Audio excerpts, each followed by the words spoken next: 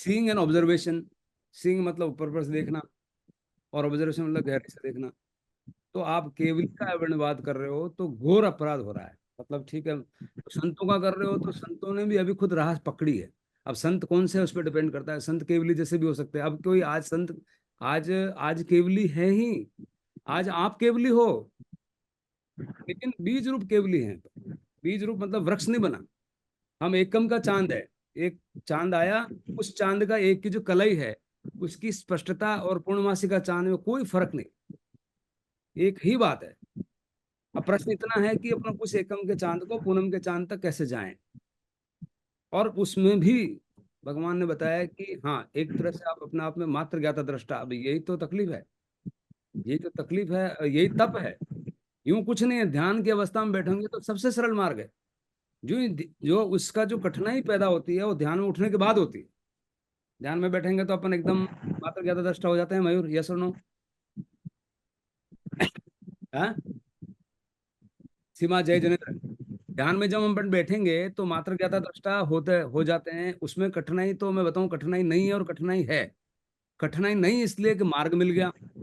कठिनाई है इसका कारण यह है कि 45 साल तक शिवाचार्य भगवान ये घूमते रहे कि ये विवेक क्या होता है, मेरे को विवेक समझाओ। तो उस विवेक बताए, चींटी का ध्यान रखने का, वो करने का, वो कुछ बाहर ही नहीं आ पाया कि क्या विवेक होता है।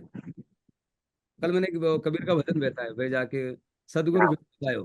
बिल्कुल बिल्कुल, भेद वाली गुरु मिला तब भेद मान पड़ा। हाँ, तो बिना सदगुरु के उनको खुद को 40 साल तक बेचैन हो गए कि यार ये क्या चीज है, क्या भगवान ने साधना करी।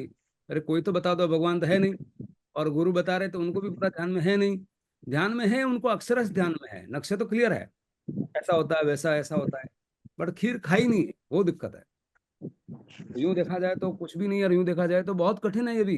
जो हमें मिल रहा है वो समझो आप बहुत बहुत बहुत, आप सबको अपनी आत्मा से आप खुद उनका धन्यवाद करो, तभी वेद विज्ञान भी पुष्ट होगा। और आप अपनी आत्मा को बोलो कि सबसे बड़ा गुरु जो भगवान है। जब ये भाव आएंगे तो समझ लेना कि भगवान महावीर आपसे मिल रहे हैं। कौन से? अंदर ही बैठे हैं। अब ये भेद प्रकट हो गया। अपना विचार उस अंदर बैठी अंतरतम आत्मा को नमन कर रहा है। यानी कि मयूर मयूर को नमन कर रहा है और सीमा सीमा को नमन कर रही है। जब ये बात समझ में आएगी तो पूरा भेद विज्ञान प्रकट होगा। नहीं तो नहीं समझ। मैं कुछ बोल रहा हूँ, समझ में आ रहा है मयूर? थोड़ा हाई फाई हो सकता है, बट जिसको समझ में आ रहा है तो बहुत कोई हाई फाई नहीं है, सीधी सी बात है। हाँ, थोड़ा थोड़ा समझ में आ रहा है। आ रहा है ना? अपना मयूर ही मयूर की सुदात्मा को नमन कर रहा है। तो जो सुदात्मा को नमन कर रहा है वो भगवान महावीर नहीं तो क्या है?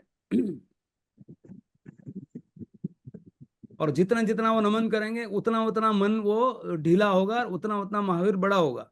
जैसे जैसे मन ढीला होगा मन मरेगा और महावीर जागेगा, वहीं शिवत्व जागेगा। और सबसे बड़ा उपकार उस मन का ही है। ध्यान दो बात पे, यही मन हमको वहां ले जा रहा है। तो ये मन कहाँ दुष्परिणाम हुआ भाई? मन हमारा सुमन हो गया। और कौन कौन सी नाव है? मन की नाव ही उधर ले जा रही है। तो मन बेकार है, मन में विचार आ रहे हैं, ये सब विचार मतलब गलत विचार नहीं आना चाहिए, एक विचार आना चाहिए, मात्र ज्ञाता दृष्टा। तो ये बात ही समझ में नहीं आती कि ध्यान में विचार करना चाहिए कि नहीं करना चाहिए। सारे 1 लाख अनंत विचार को खत्म कर देना चाहिए, एक विचार तो रहना चाहिए। एक विचार अगर नहीं रहा तो नींद और ध्यान में कुछ फर्क ही नहीं रहा, वही नींद हो गई। नींद और ध्यान में फर्क क्या है? यही फर्क है। वो विचार अगर आप अवेयरनेस है, जागृत है, मात्र ज्ञाता दृष्टा में हूं, तो आप ध्यान में हो। और विचार भी नहीं है, कोई विचार नहीं है, जीरो विचार, जीरो विचार आना, अपन को ना जीरो विचार अरे जीरो विचार नहीं चाहिए। जीरो विचार तो अनंत काल से चल रहा है। ये विचार चाहिए कि मैं मात्र ज्ञाता। इस पर प्रश्न लेना चाहूंगा कि ध्यान से रिलेटेड सवाल है ये बात अगर समझ में नहीं आएगी तो बात ही समझ में नहीं आएगी क्या है। कोई पूछे कि ध्यान में विचार करना चाहिए कि नहीं करना चाहिए तो क्या जवाब है? सीमा बताओ, अगर थोड़ा बहुत थोड़ा, you are early but still I am trying to ask. आपने बताया कि जैसे विचार करना एक विचार तो होना जरूरी है। जरूरी है ही, नहीं तो नींद हो गई। मुर्दे और जज में क्या फर्क है? मुर्दे और जज का अंतर समझो। मुर्दा मतलब कुछ जानता नहीं, चुप तो वो भी है, और जज भी चुप है। लेकिन फर्क क्या है? जज उस संविधान का वेता है, मात्र उसका मात्र इसलिए है कि उसका कोई पक्ष नहीं है। न तो राम उसका पक्ष है, न जगदीश उसका पक्ष है। न तो राम की सुनेगा, जगदीश की सुनेगा, वो तो सिर्फ और सिर्फ संविधान की सुनेगा। और वही संविधान का भगवान ने आत्मा में नाम क्या दिया है, उसी संविधान का नाम है संवर। समता से शादी करो, मयूर ने तो कर ली।